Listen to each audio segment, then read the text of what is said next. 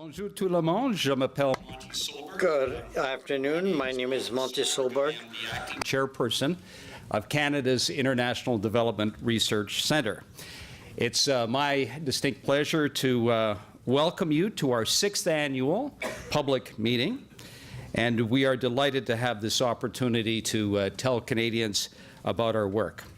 First, I would like to mention that we have simultaneous translation available in French and English, and the headsets can be picked up somewhere at the back of the room, right in the hallway if you need them. Please note that this meeting is being videotaped and it will be available on our website. I joined the board of IDRC in 2009 and have served as acting chairperson since the beginning of this year. It was an honor, a distinct honor, to follow Denis Deshotel in that role. As many of you know, Denis is former Auditor General of Canada, and in his 8 years on the board, he helped ensure that the centre's already good financial systems have become even better. Today, we want to tell you about how IDRC invests Canadian tax dollars in smart ways. And if you would like to learn more, copies of our latest annual report are available out in the hallway. Two of our governors are here with us today. Cindy Turner-Schweisen is right here. Gordon Holden over here. Please stand and be recognized if you would. Terrific colleagues to work with, I can assure you. Thank you for being here. I'm sorry to say that one of our governors will be leaving the board soon at the end of his second term. Shui Lan is the Distinguished Dean of Public Policy at one of China's top universities, but for the past 7 years has made the time to serve on our board. We will miss his insights, good counsel, and thoughtful contributions to our discussions. We are working with our government stakeholders to ensure the timely appointments of new governors. Another of our governors, Nadir Patel, was recently appointed Canada's next High Commissioner to India. I know that Nadir will bring a wealth of expertise to that key diplomatic post, as he has to the IDRC board. That may give you a sense of the caliber of the people who are happy to be associated with IDRC.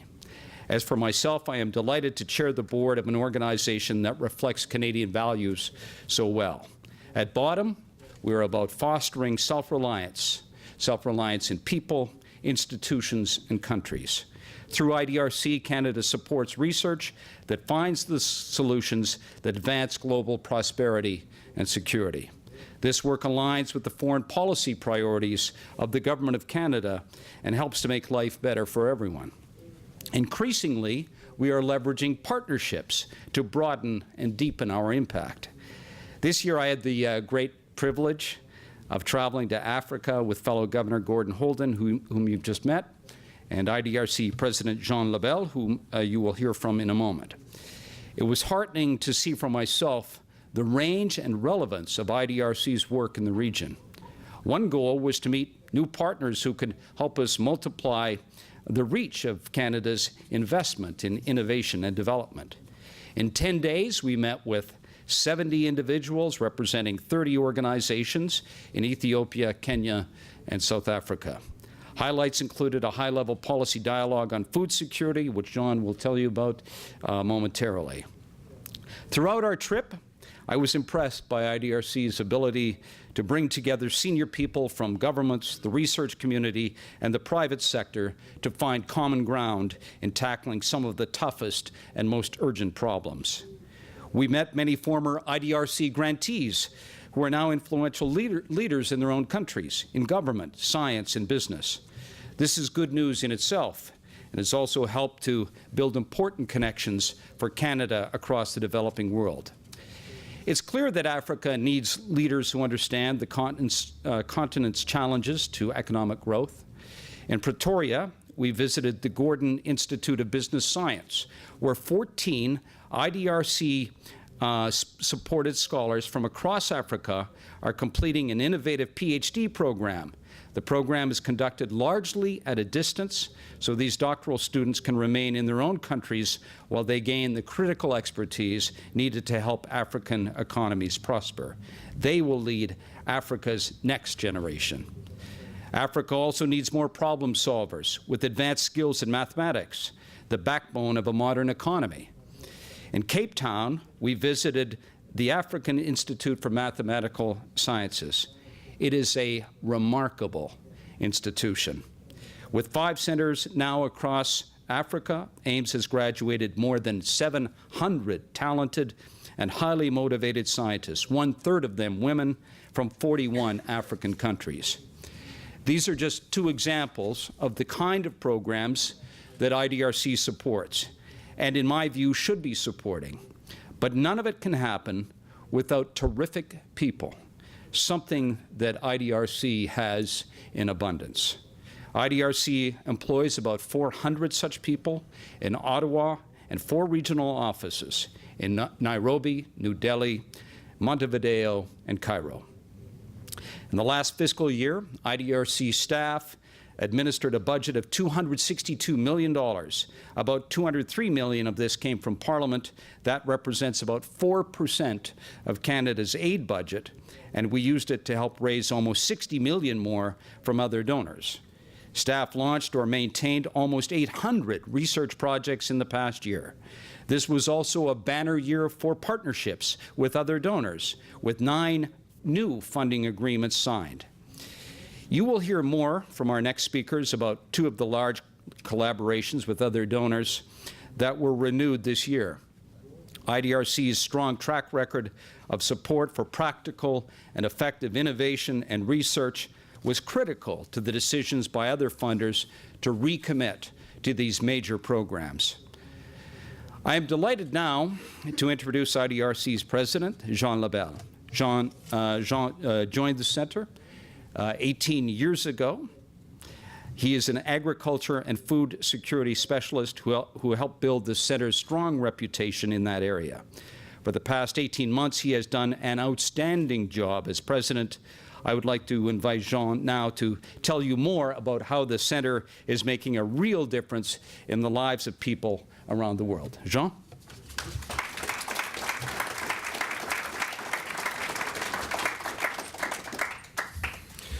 Merci.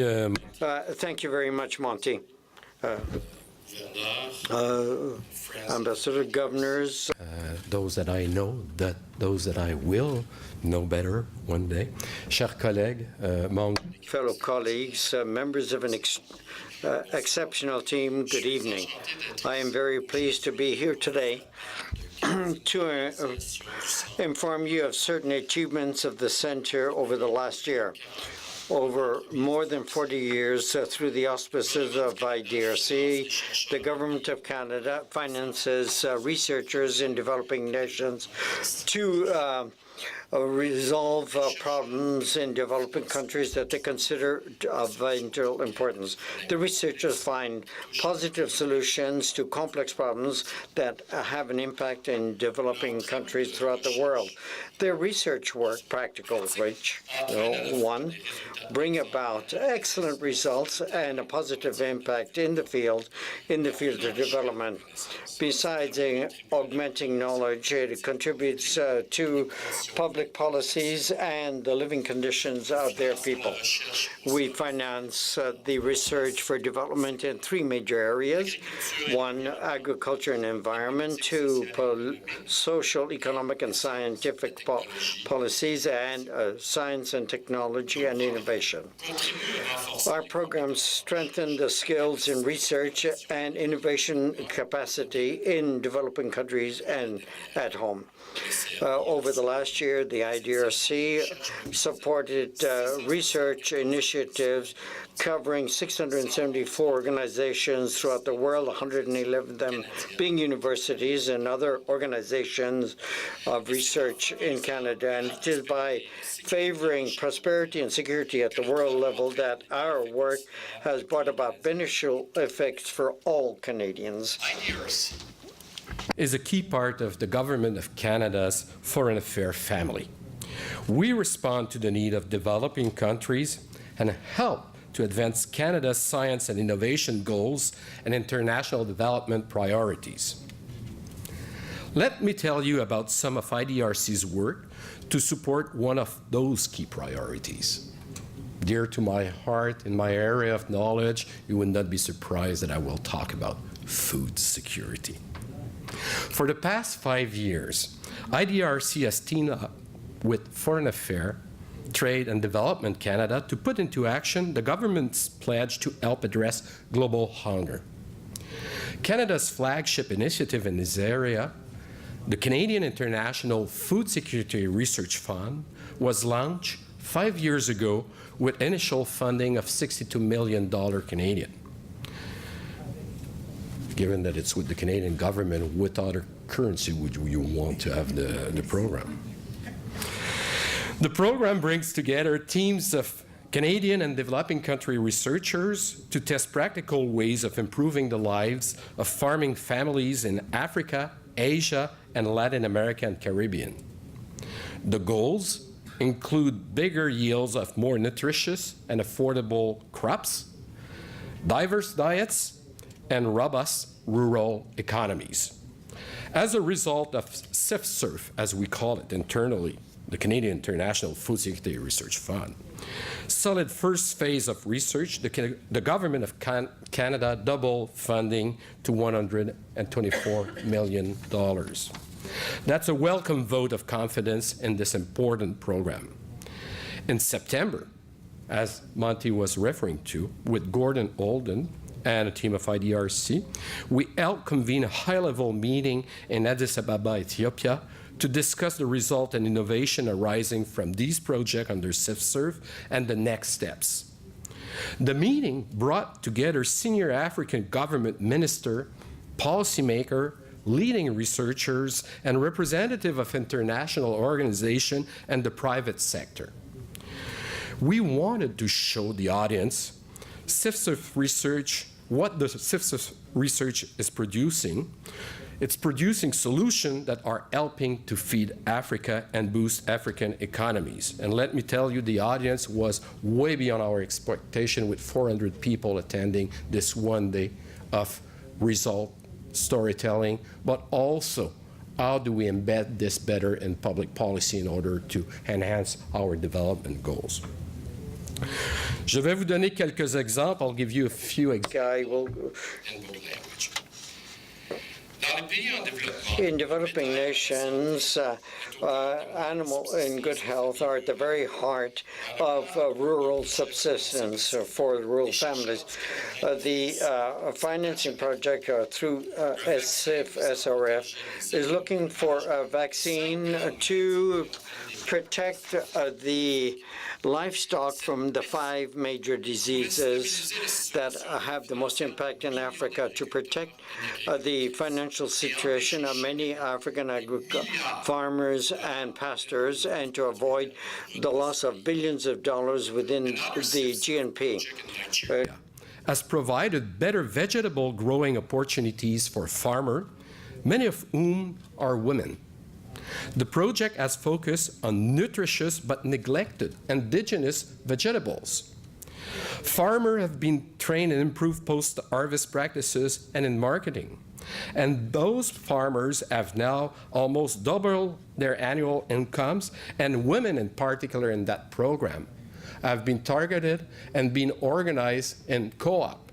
And this project was featured recently in Quebec City at the Summit on Cooperative, the International Summit on Cooperative, and received a lot of praise because it took out of poverty women, not only by improving the quality of the food they were producing, but also giving them the means to access financial service in order to go even further. At the recent meeting in Ethiopia, we discussed also the critical challenge of taking these and other research successes to scale. That is, expanding and accelerating their impact. Participants agreed that research successes should benefit as many people as possible, as quickly as possible. And to do that, we need to find ways of involving the private sector, whether small and medium enterprises, large businesses, or private foundations. Le secteur privé. The private sector plays a clear role in the development of solutions that can help to find this large-scale system. And the innovations generated by the 21 teams in CIF-SRF for food security at the international level and continue the work in developing countries. In a few scant years, the subsidized research by this fund was able to mobilize and help 97,000 farmers in developing countries.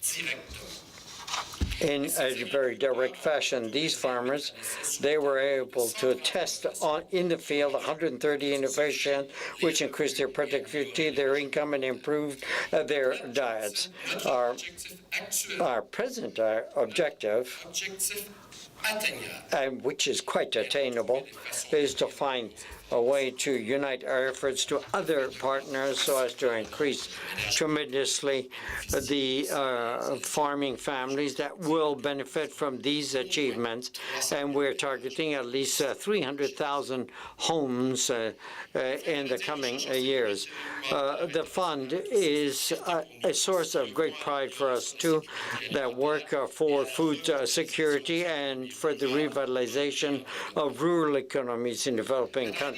We're also very proud of another large multi-funders program that was renewed this year, the Think Tank Initiative. This is a network of independent policy research centers that are helping to guide economic decision-making in the developing world. This initiative is a great example of the strength of collaboration. Every dollar of Canadian government money invested in the Think Tank Initiative has helped to raise $11 from other donors around the world. The 6 funding partners in this initiative have committed more than $200 million to the program, which provide core funding to 43 think tanks in 20 countries. I'll leave it at that because in a few moments you will hear more about this remarkable efforts from Peter Taylor, who is here with us on the podium and who is leading the Think Tank Initiative program at IDRC. It is important to note that the strength of our partnerships with other donors is a tribute to the expertise of IDRC staff. It is also a solid foundation to build on as we explore new opportunities for collaboration. At IDRC, we are always finding new and innovative ways to work with Southern partners. For example, we are strengthening how we collaborate with university and research organizations in developing countries. We are now increasingly working with new partners and funders, such as Science Granting Council in the developing world. These national-level councils, which help to fund research and innovation in their countries, are looking for ways to better collaborate and learn from one another, and IDRC is there to help. This is a very encouraging sign. Stronger science funders in developing countries will help boost investment in research for development and promote the use of result. En terminant, to conclude, let me speak to another area, that is support to the research network. Many African nations have had a negative economic growth to a positive one over the last 10 years. In particular, thanks to a very influential organization that the IDRC is, that the IDRC created 25 years. It is the African Economic Research Consortium that trained more than 1,800 economists in the fields of trade, finance, and reducing poverty. These graduates hold key decision-making positions everywhere in Africa, and there are 8 central bank governors and many finance ministers. IDRC is preparing to embark on a new strategic plan that will chart our path from 2015 to 2020. A rigorous planning process has allowed us, guided by our immensely capable board of governors, Cindy, Gordon, and my other governors that are not with us today. They have helped us to think through how IDRC can continue to make a real difference around the world. The international landscape is changing, and we all know this. But our new plan will ensure the continued relevance, value for money, and impact of IDRC-supported research for development. Going forward, we will refine and scale up innovation that improves lives. We will broaden our partnership base for greater impact.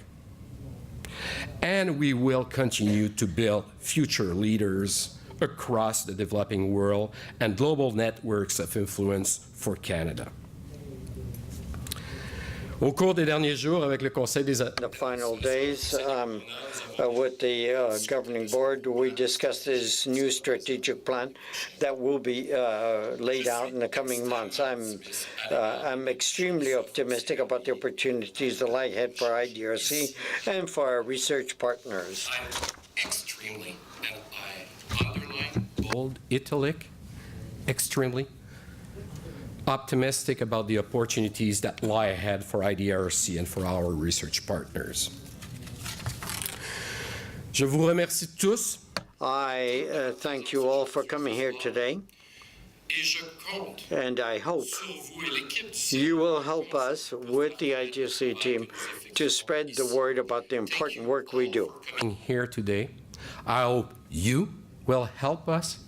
I hope, and the IDRC team hope that you will help us to spread the word about the important work we do and that represent a gem for all Canadian, and I was going to say Canadian, because, you know, the French, you know, tendency of male, female, feminine, masculine, but all Canadian, tous les Canadiens et les Canadiennes. Merci infiniment, bonne soirée. Thank you very much. Good evening.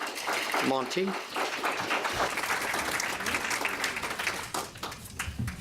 Well, thanks very much for that, Jean. It's my pleasure now to introduce Peter Taylor, who heads the Think Tank Initiative, one of the two large multi-funder programs renewed this year. Peter has a background in agricultural education and has worked across Africa and Asia and at the respected Institute of Development Studies in the UK. He's going to tell you about how the Think Tank Initiative is helping independent research organizations around the world strengthen the quality of their research. Peter?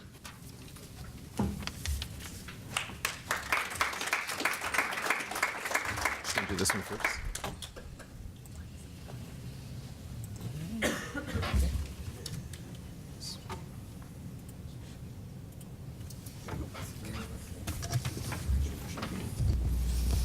So, merci, Monsieur le Président.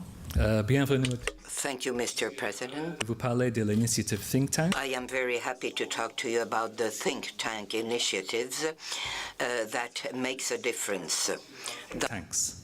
And of course, the term think tank may mean different things to different people. For me, a think tank is an institution that works through its research to address problems in society and to help improve the lives of people. My own personal experience of think tanks is of working in one. As was just mentioned, before joining IDRC, I worked for 6 years at the Institute of Development Studies, the University of Sussex in the UK. And this helped me understand the opportunities that think tanks can take up and also the challenges that they can face.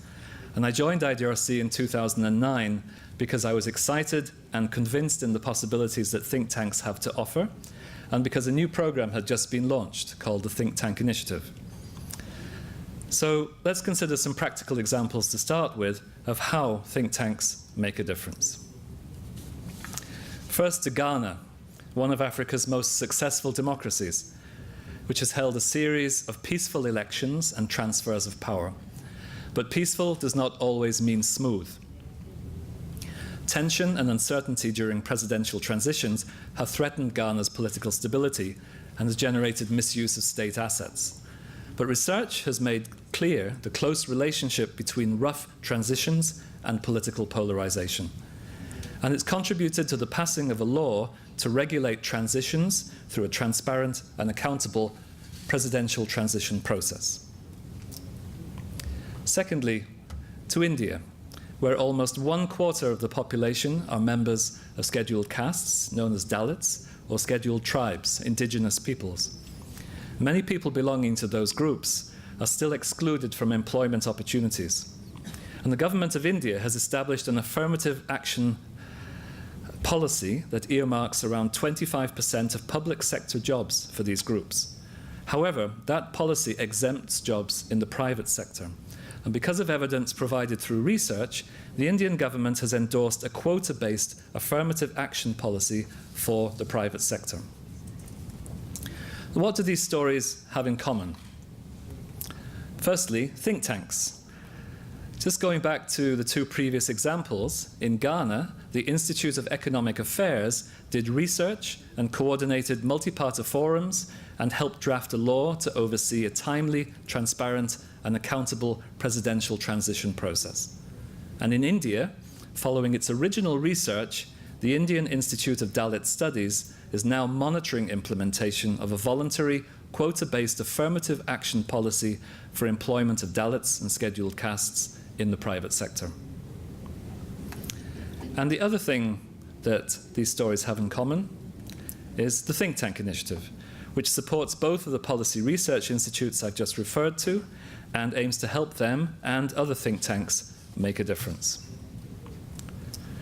So as Jean just indicated, the think tank initiative is a multi-donor partnership contributing approximately $210 million over 10 years. And it supports think tanks in 20 countries, as indicated on the map. It was conceived originally by the William and Flora Hewlett Foundation, who approached IDRC to join both as a donor partner and as an implementer.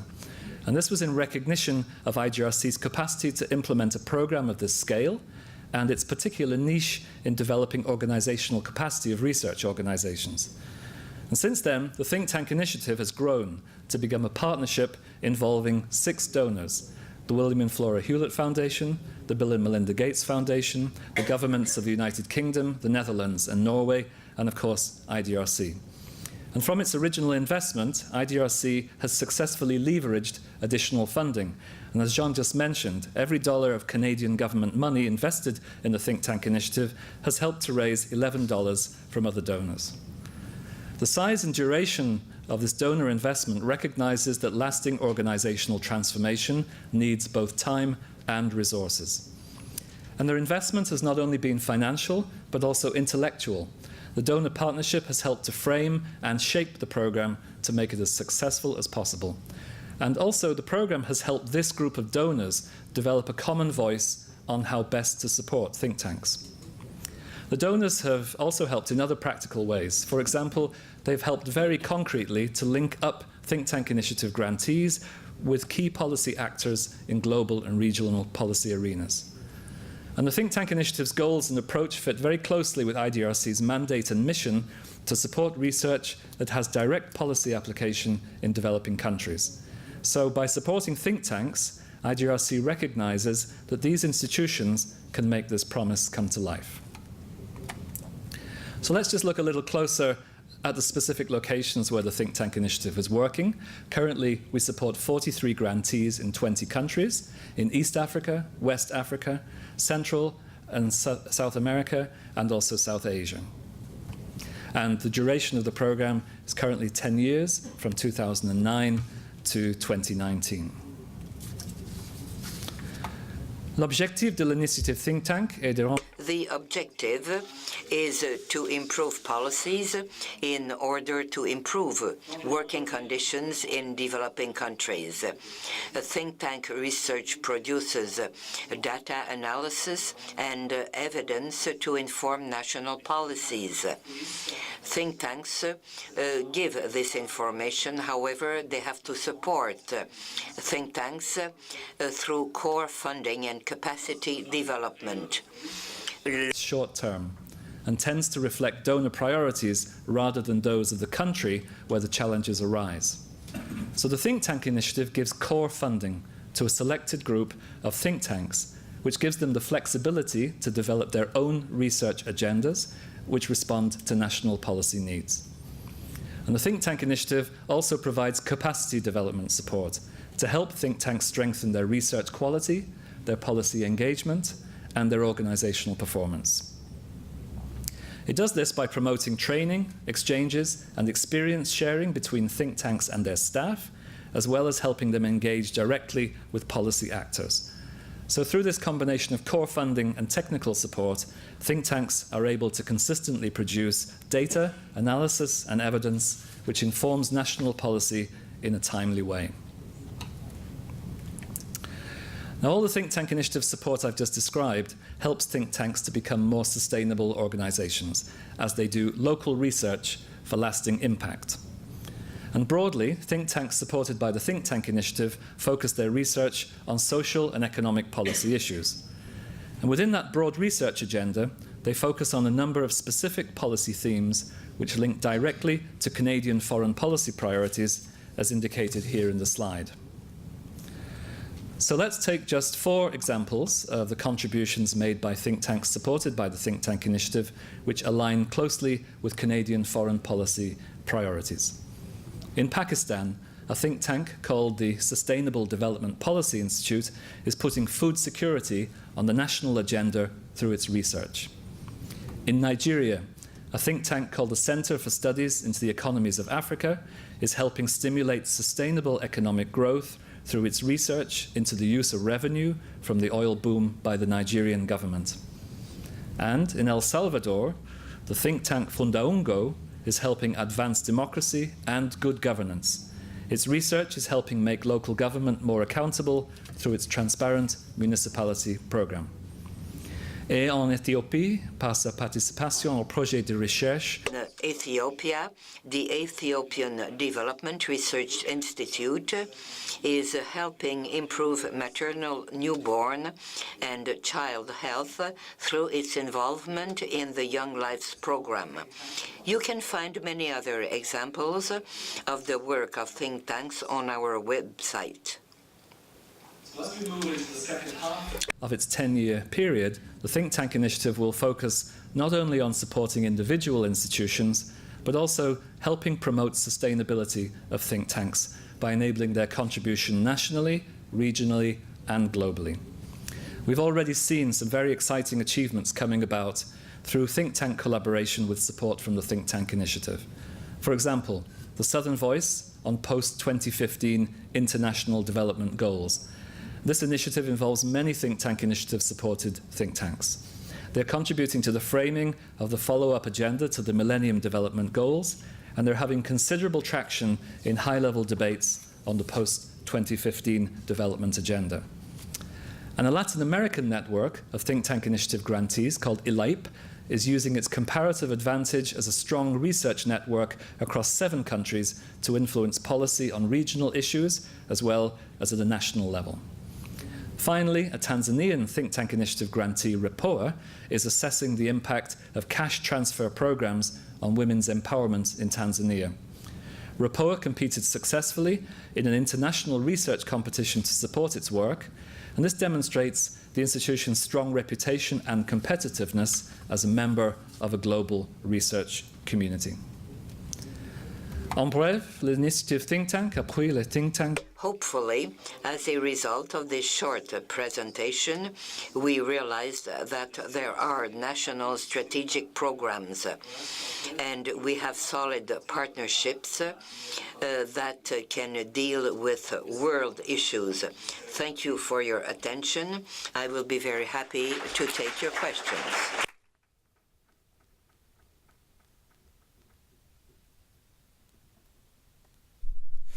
Thank you very much, Peter. That was terrific, very interesting. Ladies and gentlemen, finally, it's time to hear from you. We welcome any questions that you might have, and please feel free to speak in English or French. We would ask that you use one of the microphones and introduce yourself. So please, we would welcome you to the mic.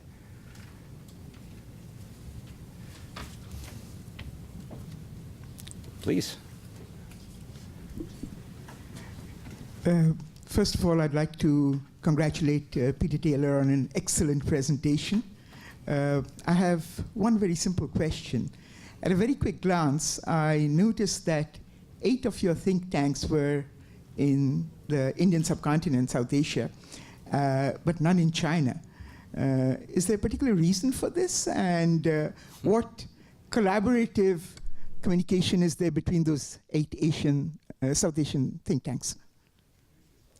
Oh, my name is Dr. Prabir Nyogi. I am a visiting fellow at the Canada-India Center of Excellence, Carleton University. I'm sorry, I should have done that first.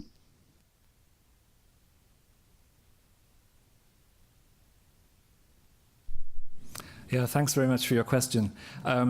I think the short answer to why there are think tanks we support in India but not currently in China is because in the original concept of the program, it was necessary to try to really focus on some particular priority regions and not to spread too thinly. However, having said that, there's a very strong intention in phase 2 of the program to encourage greater collaboration between think tanks. And we do see that collaboration taking place not only between the think tanks based in India, but also in the other South Asian countries where we support their work, and also with other countries in the region. For example, several think tanks in Pakistan are already beginning to collaborate with emergent think tanks in Afghanistan, and I'm sure that further involvement and collaboration will take place in China and in other countries in the region.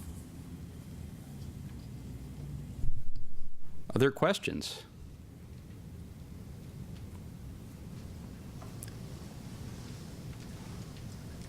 Maybe I could speak from here? If you wouldn't mind, if you could go to the microphone for translation, and we're recording this, so that would be terrific. Thank you. Okay, thank you. My name is Audia Barnett, and I'm the representative for the Inter-American Institute for Cooperation on Agriculture in Canada. And I want to commend the panel for the excellent presentations. I wondered if there are any plans for the next programming period for 2015 to 20 to package some of these success stories to be replicated so that we have a tremendous domino effect throughout, for example, the Americas, because I think a lot of good work has been done in Africa, and I think the Americas could benefit from some of those stories. Thank you. Thank you. Please, Jean. Thank you, Monty. Thank you, Audia, for this comment. We won't disclose our plan for 2015-2020 tonight, but you will be happy to know that the agriculture and environment is a mainstay and has been for the last 45 years at IDRC. The point that you are bringing is a very important one. We currently have, in the second phase of the program that we were describing, a series of innovation that we want to bring to scale, both geographically in terms of number reach, but fundamentally in terms of partner that can help to move these innovation forward. And that's where, I think the private sector can have a very important role. And in fact, they are. 2 years ago, we held over here a first conference, to our knowledge in the world, on public-private partnership in agricultural sector that brought 120 expert from private sector in this room to discuss how to move this innovation forward. We will likely repeat this experience this year. Secondly, we are partnering with you for Latin America in the incoming Conférence de Montréal that has a satellite meeting in Miami for Latin America in April. We have been providing Conférence de Montréal for many years support. And why? Because we think we have a series of researchers and innovations that can speak to what is mainly a private sector audience that can seize these opportunities and move them at another scale. We will be working together in April in Miami in order to meet the thematic of the conference that revolves, I believe, around food security, scaling up, and partnership. And with ICA and IDRC power together, I think we will at least raise the issue and hope for moving this forward. And as I was referring also our second phase of the SIF-SURF program is entirely, if not exclusively, devoted to scaling up opportunity, among other things, with the private sector.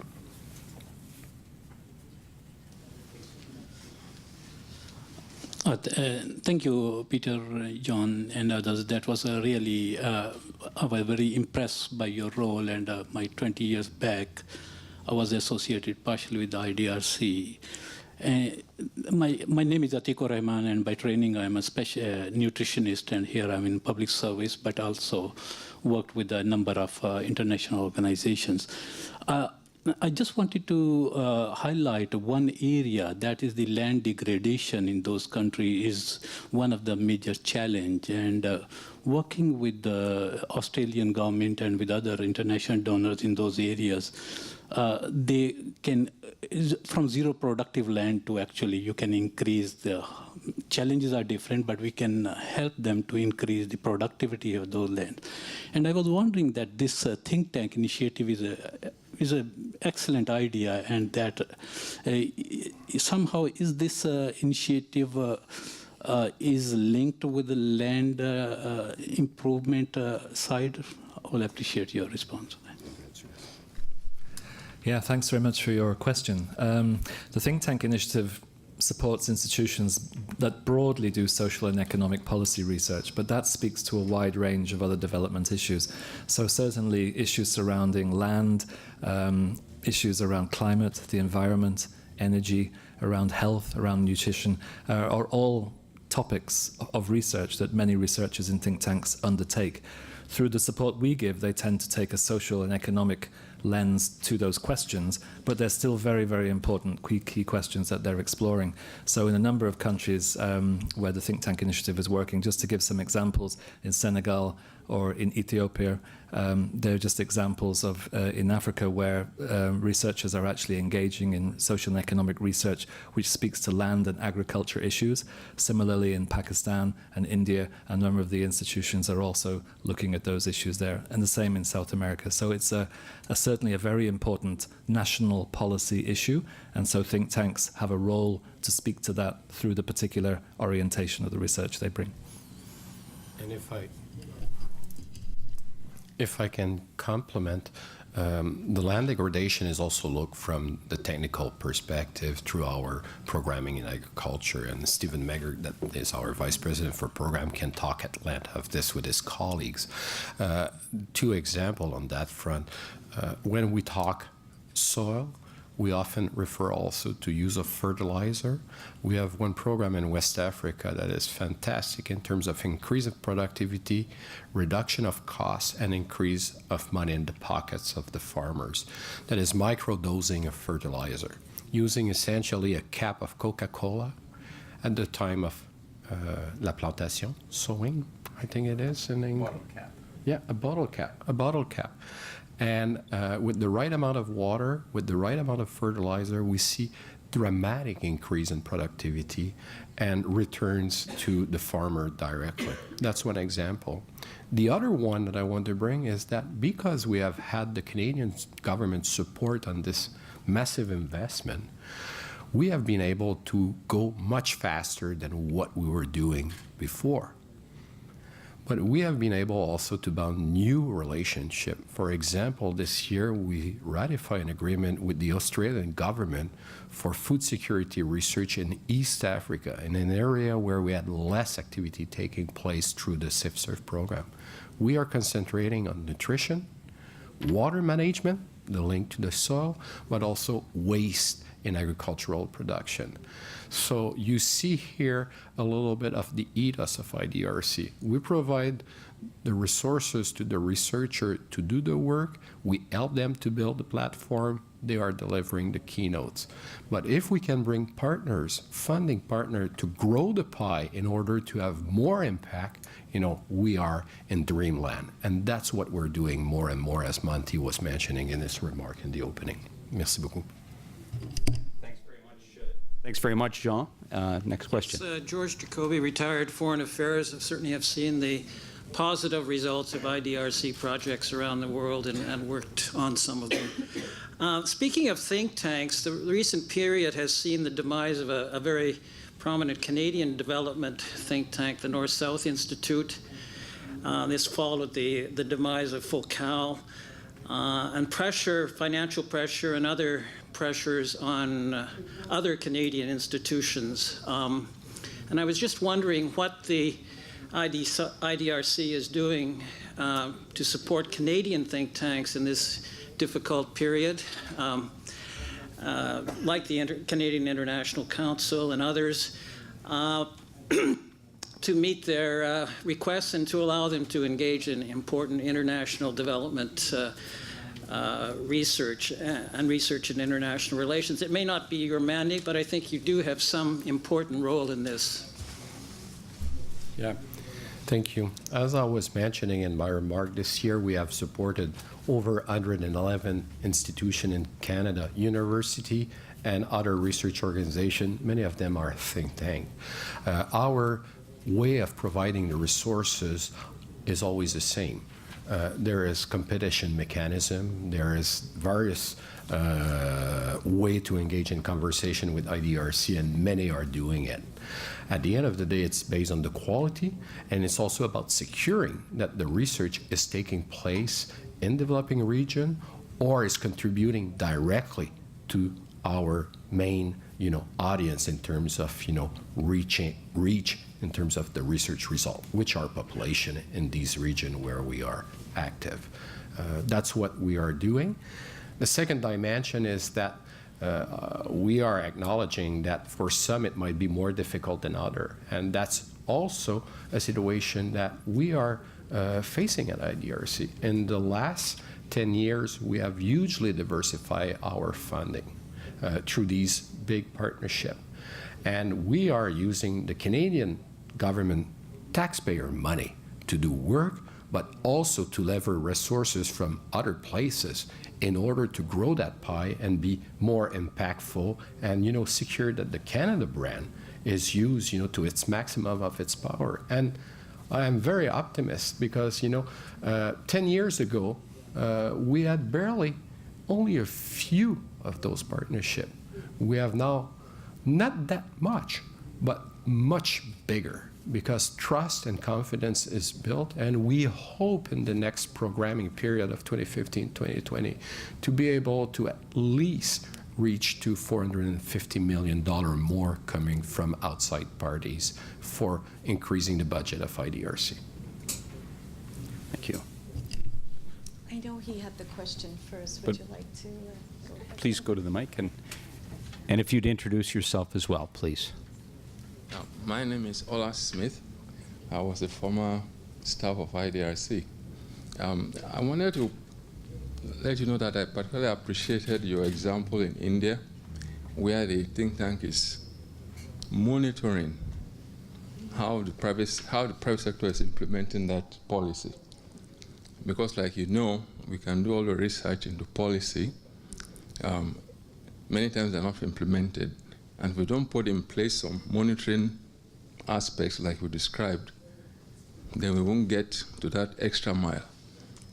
And I think an example you gave in Nigeria is particularly important in terms of using the windfall from petrol.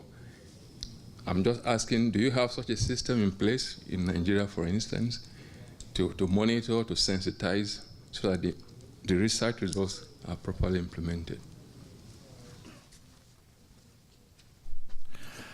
Yeah, thank you. The role of think tanks in monitoring and collecting that kind of data and bringing it to the public domain is a growing one. It's becoming very important in many countries. Think tanks are, of course, sometimes doing empirical research, but one of their big contributions and growing contributions, I think, is that they can actually really speak to the implementation of policies, as well as contributing evidence which helps to form those policies. And in Nigeria, for example, we're currently working with 3 think tanks, all of whom are engaged in a very diverse range of research and public policy engagement, and all of them, in one way or another, are involved in the monitoring of how policies actually play out on the ground. And they do that by engaging with a wide and very diverse range of stakeholders, policy actors, people in government, people, of course, at different levels of the federal and also in other parts of the country, but also stakeholders, people who live in communities whose lives are being affected by the way in which these policies play out.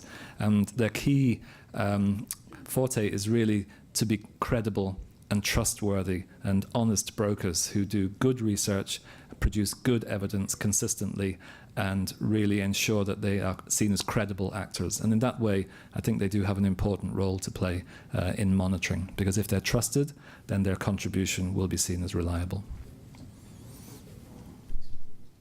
Thank you very much for that presentation. My name is Jaswinder Kaur. I'm with the Canada-India Centre at Carleton University. If time permitted, I have two questions, but my first question is regarding the issue of the alignment of IDRC priorities with more and more so with that of the Canadian government. You spoke about maternal, neonatal health, food, democracy. If one can look at Asia, certainly the Canadian government's focus there is on the development of those markets for Canadian products, development of export markets, either directly or through integration with Asian companies and their supply chains. I was wondering if you could talk a bit about what work is being done within IDRC on I guess furthering the economic agenda or platform that the Canadian government has. Specifically, I'm thinking about the CEPA agreement between Canada and India, the Comprehensive Economic Partnership Agreement. I'm thinking that Canadian government is very much focused on getting its energy, dealing with energy issues in Asia. So I was wondering, how is IDRC potentially dovetailing the sort of Canadian trade and energy agenda? So that is my first question. And my second one has to do with funding opportunities, but I'll maybe let you handle that one first. If you could come quickly to the second one, and then sure. we'll get them to answer both. Oh, wonderful. Okay. And then we're kind of at the end of Okay. our allotted time. Thank you. So that would be terrific. Sure. So my second question has to do for funding opportunities available for Canadian institutions to partner with those in the Think Tank Initiative. And I have to say a big thank you for allowing, Carleton University and the Canada-India Centre to, develop a network with these organizations.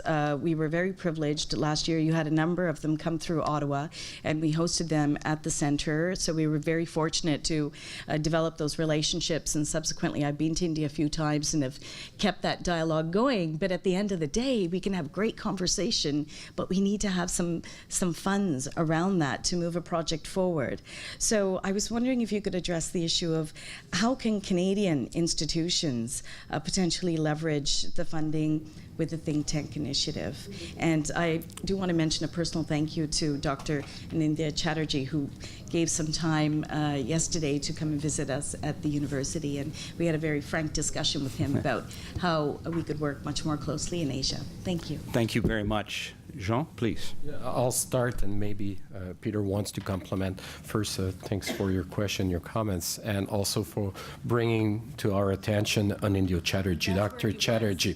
Anindya, if you want to stand up. Anindya is the director of our office in India. And we have the opportunity also to have our other regional directors with the audience. Simon Carter, who is responsible for our office in Sub-Saharan Africa out of Nairobi. Federico Burone, who is director of our office in Latin America and the Caribbean. And where is Bruce? Right over there. Bruce Curialder. You can stand up. Bruce is our director in Cairo for Middle East and North Africa. So our colleagues from the region have the opportunity to come to Ottawa once a year, at least on business. So I just want to introduce them and greet them, because it's not only Ottawa, it's our strength is to have our people in the region also. Each of these regional directors have a team of program officers, specialists, as we have in Ottawa, that are working in coordination along the same agenda. And I'm coming to your point about trade and energy, because that's an agenda item. Our level of alignment with the Canadian government is total. within the means that we have. So we have to make choices. As I mentioned, we have agriculture, environment, social economic policy, science, technology, and innovation. Specifically on energy, we have some limited activities that revolve around exploration related to green growth, also some related to adaptation measure with climate change. So currently, my answer would be not a lot. Some also related to our work on growth and economic development. And the best way to enter into contact with us is, probably tonight speak with Stephen Meggert or someone from his team in order to see where we will be heading on that topic. Yes, Stephen, you want to stand up? Stephen is our Vice President for Program. And while I've named many senior manager, where is Sylvain? I see Sylvain Dufour is over here, who is our Vice President for Finance and Resources. More specifically in the Indian context, we are extremely well represented by Anindio and the team over there, but we have also developed over the last 40 years strong relationship, and this was illustrated, and that's a sidebar to your question, by my participation to the state visit of the Governor General to India last February, not only as a delegate, but also having had the opportunity to feature work that we're doing there in the agricultural sector with the promotion of small millet, a crop that has been used in India for many, many years, but has been left a little bit aside. And during the visit, we went to Bangalore, to the agricultural university, and, showed the delegation, the Canadian delegation, and to a certain extent the world, because there was a huge coverage of what we're doing in order to reintroduce this crop that is nutritious, that is producing in a very harsh condition, whether it's drought or heavy flooding, and that contribute to, reducing poverty in many places. And the Indian government is currently looking in, improving the extension service for this type of crop. Come back to your second point about the funding. You know IDRC well. You know our means of funding. You know the website. And for people in the room that are, interested in accessing funding through IDRC, go to our website first if you are a researcher. But if you're a student and you have an interest in pursuing a career in research for development, we are also providing some grants to young students in order to help them with their research work. And they are a nice opportunity to build your knowledge and be able to contribute with us to this change that is required in order to make a real change in development research. More specifically, on the think tank, I will leave it to Peter. Thank you, Jean. The question of how, for example, the work of the think tanks relates to Canadian foreign policy priorities. I mentioned just 4 examples there. In fact, there are many more. If we're one of the things we're trying to do, which I think relates to an earlier question, is actually trying to make explicit and to share the stories of what think tanks are actually doing to influence public policy through their research. And on our website, we have, I think, currently 48 of those stories, which goes right across the whole group of the institutions. And many of those stories really speak directly to some of the, well, in fact, you can really map them, I think, onto all of the areas of Canadian foreign policy themes. In regard to funding, actually, we're already seeing a number of Canadian researchers are engaged in collaborative activities with the think tanks we support.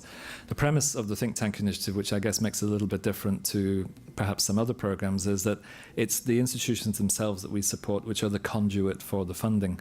But certainly where those institutions and the researchers in those institutions see the value of collaborating with Canadian researchers and Canadian institutions, there are complementary funding mechanisms that the think tank initiative has and will have increasingly actually over the next 5-year period, where the institutions we support can collaborate, can engage with Canadian researchers and institutions and bring proposals where Canadian institutions and researchers are part of that partnership. The difference perhaps is that the leadership is coming from the institutions that we're working with through the think tank initiative, but it certainly leaves space and room for very valuable partnerships and collaboration to come through. Thanks. Thank you very much, Peter and Jean. And ladies and gentlemen, thank you very much for being here tonight and for your participation. It was a great evening. Please feel free to stick around if you want. We've got some late refreshments out in the hallway, and you'll have a chance to talk to the IDRC board and some of the staff. But if you decide to go home, safe travels. And again, thank you for being here.